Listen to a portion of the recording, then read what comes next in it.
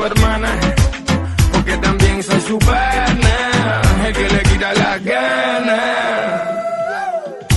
Who the hell is this? Texting me at 3:46, it must be a trick. And if she's texting me at this time, she's looking for Richard, or should I say Dick? Mami, yo te doy bow bow. Ella dice que yo soy mal hablado. No, mamita, yo no soy mal hablado, que yo te hablo directo de Miami y al Cibao. Eso deja el papelazo para los turistas y los payasos.